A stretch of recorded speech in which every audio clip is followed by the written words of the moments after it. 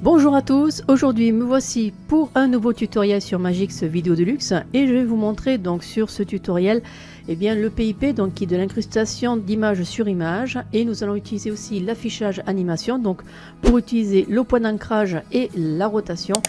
Et ensuite vous allez voir que pour créer ces animations, bien sûr il va falloir utiliser des keyframes, et avec le point d'ancrage je vais vous expliquer deux points pour pouvoir l'utiliser correctement. Commençons le tutoriel. Allez, c'est parti. On va déposer donc pour utiliser le PIP, je vais prendre 3 images que je dépose sur la piste 1, 2, 3 et 4, donc que je superpose. Ensuite, on va décaler ceci à 1 seconde, donc ce qui veut dire que la piste 2, la piste 3, on va la mettre à 2 secondes. Et ensuite, à la piste 3, on va... La piste 4, on va la mettre à 3 secondes. Maintenant, on va créer un fondu à 30 images. Donc là, je vais utiliser ma molette pour être plus précise. Donc, je redonne le timecode. Ici en haut, je suis bien à 30 images. Et là, je fais un fondu. Je fais un fondu d'entrée. Maintenant, je fais un clic droit et je fais effet vidéo. Et je copie les effets vidéo. Je fais continuer. Et de là, je vais sélectionner les 3 dernières pistes. Je fais un clic droit, effet et ajouter les effets vidéo. Donc j'ai créé le même fondu que pour la piste 1. Je réduis un petit peu. Je vais tirer comme ceci. Bon, ça ne changera rien puisque de toute façon ils vont être cachés après, mais c'est pas grave. Bien, alors maintenant, hop, hop, hop, hop. Mais maintenant, on va utiliser le PIP. Le PIP, donc on va dire image sur image. Donc vous allez dans modèle. Et vous allez avoir donc dans élément design, image dans l'image basique. Donc voilà, vous voyez, c'est bien marqué en haut, élément design, image dans l'image basique. Ou alors, sous les anciennes versions, c'était PIP. Alors, vous avez plusieurs fenêtres qui s'offrent à vous. Donc si par exemple je clique sur le dé, puisque c'est le dé qu'on voit en premier, si je fais lecture, on voit comment le dé va se comporter dans l'écran. Donc c'est comme ça que vous voyez où vous voulez le disposer. D'accord? Donc moi je vais utiliser les fenêtres suivantes. Donc je vais repartir sur le A. Et je vais utiliser donc pour le A le 4/3 en haut à gauche. Ensuite pour le B, je resélectionne, je fais le 4/3 en haut à droite. Ensuite pour le C, je vais faire le 4/3 en bas à gauche. Et ensuite pour le D, je fais le 4/3 en bas à droite. Donc toujours n'oubliez pas de sélectionner chaque fois les pistes en fonction donc du PIP que vous voulez utiliser. Maintenant que c'est fait, vous ne perdez pas en qualité, vos images sont nettes, propres. Voilà, vous n'avez pas besoin de retravailler ceci. On va dire, vous n'avez pas besoin d'utiliser l'animation dans taille, position, rotation qui se trouve dans affichage animation. Vous n'avez pas besoin de l'utiliser. Ce sont des presets qui sont déjà dans Magix et qui peuvent vous aider déjà à être beaucoup plus rapide dans vos montages pour faire une petite présentation. Maintenant, je vais vous montrer comment j'ai créé l'animation pour que le dé apparaisse sur tout l'écran. Donc là, je sélectionne bien sûr la piste 4 et je fais donc dans affichage animation, donc dans l'onglet effet, affichage animation, taille, position, rotation. Vous appliquez l'effet. Et de là, vous voyez que dans la version 2023, des changements ont été créés. Donc ici, vous pouvez réinitialiser chaque niveau. Donc ça veut dire que par exemple la largeur, si vous êtes trompé, vous pouvez réinitialiser ici. La hauteur, c'est pareil, vous pouvez réinitialiser. Si vous voulez travailler en pourcentage, vous pouvez maintenant, ils ont remis le pourcentage puisque ça avait disparu depuis la version 2020, si mes souvenirs sont bons, puisque mes anciens tutos je les faisais en pourcentage, je ne les faisais pas en pixels. Ça a changé, ils ont décidé de les réintégrer et il suffit d'appuyer sur Pix, donc sur Pixel, pour passer en pourcentage. Voilà. Donc là on voit bien que la dimension du PIP, donc pour le D, est à 50%. Pareil ici, position horizontale et verticale, si on va sur pourcentage, on voit que c'est 25%. Voilà, donc ça c'est intéressant aussi. On peut constater qu'il y a un petit carré de direction qui s'est mis donc automatiquement, ce qui veut dire que, admettons, si on veut que l'image soit décalée sur la gauche, eh bien on peut la décaler sur la gauche. Si on veut qu'elle soit décalée vers le haut, on peut la décaler vers le haut. Si on veut la décaler sur la droite, on peut la décaler sur la droite.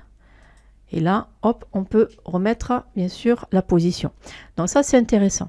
Nous avons aussi le point d'ancrage qui, depuis la version 2022, il est devenu flexible. Ce qui veut dire que nous allons pouvoir l'utiliser pour faire des apparitions d'images ou de texte beaucoup plus facilement, ou des bulles d'SMS, parce que c'est pareil aussi, sur des coins qui nous intéressent. Donc là, on va l'utiliser surtout pour la rotation, donc je vous montrerai tout à l'heure. Mais là, on ne va pas l'utiliser pour créer cette animation, puisqu'on n'a pas besoin. Donc moi, ce que je vais faire, je vais aller sur 5 secondes. Et à partir de là, eh bien, je vais dire à la clé, donc je vais ouvrir la timeline des keyframes. Et ici, je vais hop, mettre une première clé, donc à 5 secondes. Et après, à 6 secondes, je vais lui demander eh bien, de prendre toute la taille de l'écran. Donc ça veut dire que je vais prendre la taille du film, pas la taille originale, puisque c'est un pixel qui était beaucoup plus grand. Je vais rester sur la taille du film. Donc je vais cliquer dessus. Et là, on voit que bien sûr, ça ne correspond pas comme ce que j'avais décidé. Mais je vais utiliser la position et je vais recentrer. Donc je vais appuyer au milieu et là je vais recentrer. Donc ici je me mets en interpolation Bézier. Et là donc ma keyframe elle a été sélectionnée pour pouvoir effectivement se décaler comme il se doit. Vous voyez? Donc hop, vous allez voir l'animation. Lecture. Voilà, et après à partir de 5 secondes, boum, vous avez l'image qui apparaît. Nous allons passer maintenant sur le point d'ancrage. Donc toujours pareil, je dépose 4 images.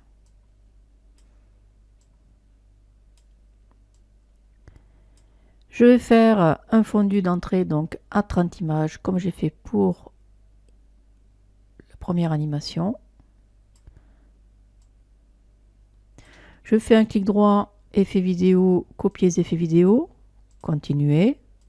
Je sélectionne les 3 pistes, clic droit, effet vidéo, ajouter les effets vidéo. Voilà. Maintenant, on va décaler donc la piste 2 donc à 30 images. On va décaler la piste 3 à 1 seconde. Et la piste 4, on va la décaler à 1 seconde et 30 images. Voilà.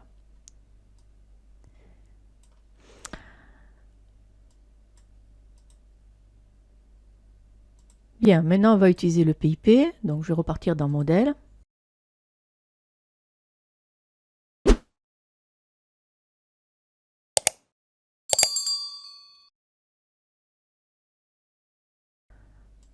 Bien.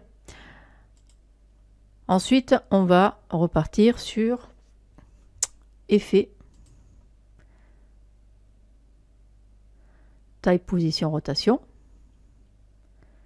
Et on va utiliser le point d'ancrage donc pour donner un effet de rotation. Alors je vais ici 75%. Et je vais sélectionner la piste A. Donc l'image ici, je veux qu'elle bascule sur l'extérieur. Donc on va faire déjà premièrement une clé. Donc pour activer la clé, on va hop, appuyer sur taille, position, rotation et on va faire une première clé. Et on va aller à 6 secondes et on va faire la rotation. Et on va faire la rotation. Là, j'ai pas touché le point d'ancrage, hein. Donc je vais faire la rotation à l'extérieur. Et là, comme vous pouvez constater, la rotation reste au centre. Donc c'est pas ce que je veux. D'accord? Donc je vais la supprimer, la clé. Alors maintenant, on va donner l'effet de rotation. Donc je vais aller ici à 5 secondes. Je vais cliquer ici sur la piste 1. On va partir sur effet, taille, position, rotation. Et on va utiliser donc le point d'ancrage. Alors je vais mettre déjà avec le T, je vais couper. Et ça, vous le faites systématiquement lorsque vous voulez utiliser le point d'ancrage.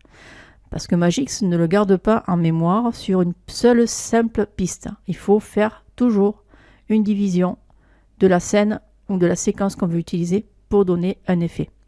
Toujours, je vous le dis. Toi, vous allez voir des surprises. Donc, je coupe. Je fais mon point d'ancrage sur la droite, donc avec le carré directionnel. D'accord?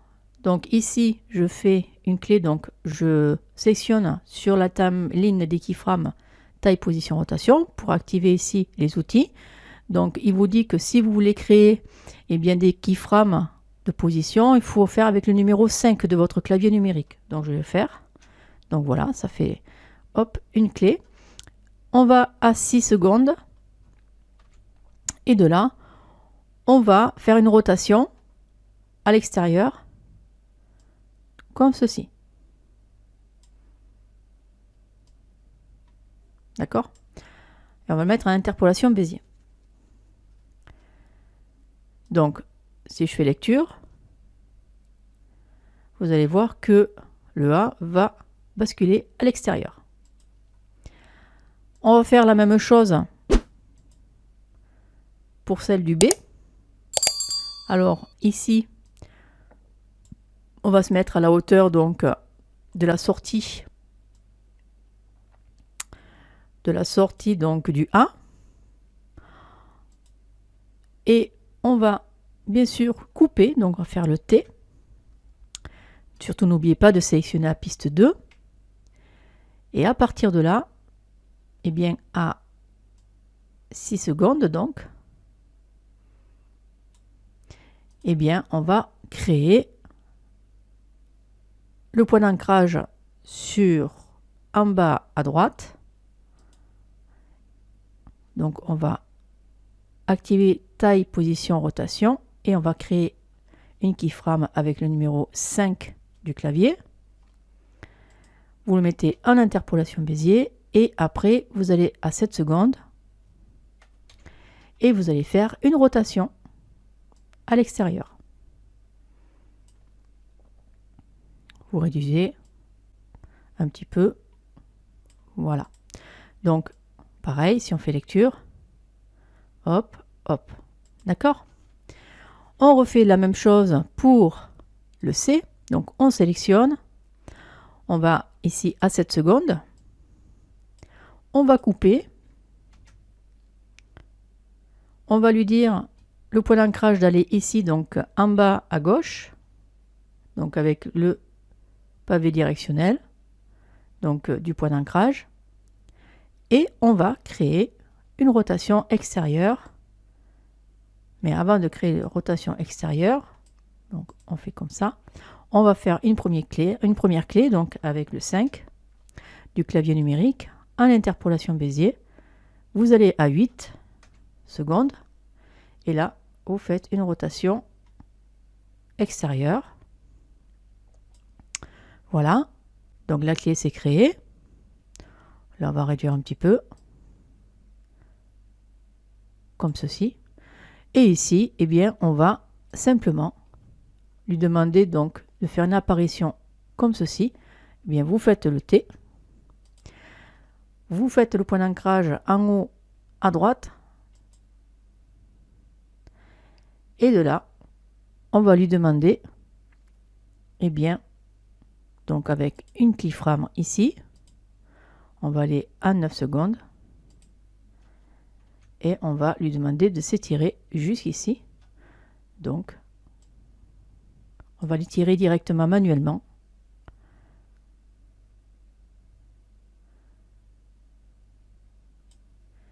Qu'il soit à 1920. Donc on va mettre à 100%. Voilà, comme ça on est sûr. À 1920 x 1080. Maintenant, si on fait lecture, bien on va voir que tout s'est bien passé. Ça laisse le temps de voir et de voir les transitions des rotations extérieures. Voici l'effet souhaité. Allez, maintenant on va passer sur les rotations. Donc là, je vais déposer les images, je vais faire ce que j'ai fait précédemment et puis je vais faire ceci bien sûr en accéléré. Et après, on passera directement sur la manière dont on anime ces rotations.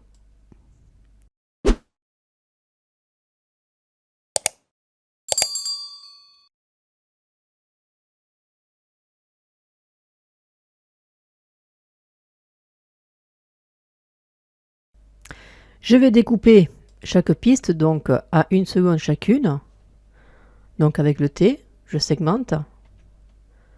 Pour la piste 2, je sélectionne à 2 secondes. Le T du clavier, je sélectionne la piste 3, 3 secondes, T. Piste 4, 4 secondes, T. Ensuite, on va travailler les rotations. Alors, pour les animer, pour la piste 1, on va se mettre au début. On va créer donc une première keyframe donc en allant sur taille, position, rotation. Et on va aller jusqu'ici, donc presque à la limite, vous pouvez y aller directement avec la ligne de lecture de la timeline. Et à partir de là, on va créer une rotation qui, elle, sera de 360 degrés.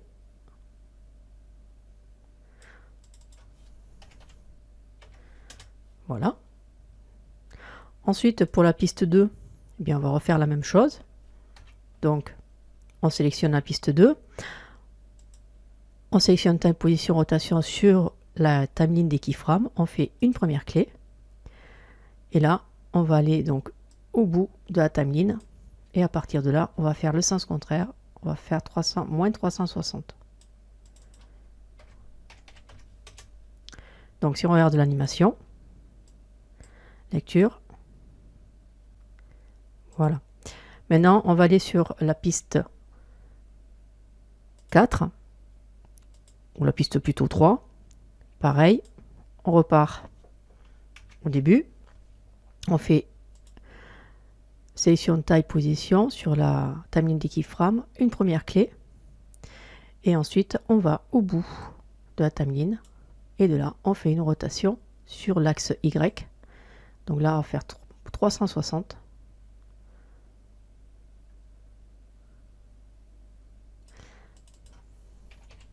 Voilà. Et ensuite, pareil pour le L. Donc, on va repartir sur taille, position, une première keyframe. On va jusqu'au bout et on fait moins 360 sur l'axe Y. Voilà, maintenant on va regarder. On fait lecture, première, deuxième, troisième et quatrième. Voilà. Pour finir, on va juste ici sélectionner les 3 dernières avec le U, on supprime et on va simplement augmenter un peu celle qui correspond pour la lettre K. On va la segmenter même avec le T, comme ça sera bon. Et on va utiliser donc le point d'ancrage qui sera lui bien sûr la gauche. Et on va donc créer taille, position, rotation, une petite clé en interpolation Bézier et on va aller jusqu'à 8 secondes et on va les tirer avec la poignée en diagonale. Et pour être plus précis, vous vous mettez un pourcentage et vous faites 100. Ce tutoriel est terminé, j'espère qu'il vous aura plu et je vais vous souhaiter une bonne journée et puis un prochain tuto. Au revoir.